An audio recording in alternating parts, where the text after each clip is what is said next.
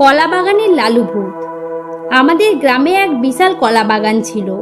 দিনের বেলায় সবাই সেখানে কাজ করত, কিন্তু রাত নামলে কেউ আর ওই পথে যেত না, কারণ শোনা যেত সেখানে থাকে নীলচে চামড়ার ভূত। নাম তার লালু ভূত।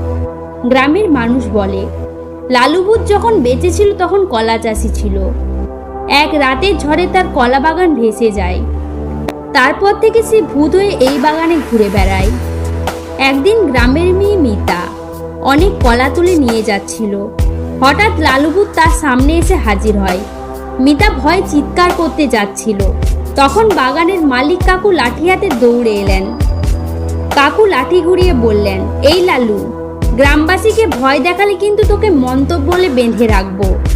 লালু ভূত কাঁদতে কাঁদতে বলল, আমায় ভয় দেখাও না কাকু, আমি শুধু কলা খাই, আমাকে একটু শান্তিতে থাকতে দাও। তারপর থেকে গ্রামের সবাই প্রতি পূর্ণিমার রাতে বাগানে গিয়ে কলা রেখে আসে, আর লালু ভূত তাদের কোনো ক্ষতি করে না। এইভাবে আমাদের গল্পটি সমাপ্ত হয়। আপনি যদি প্রথমবার এই চ্যানেলে এসে থাকেন তাহলে সাবস্ক্রাইব করতে ভুলবেন না। এরকম আরো নতুন ভিডিও পেতে সাবস্ক্রাইব করুন।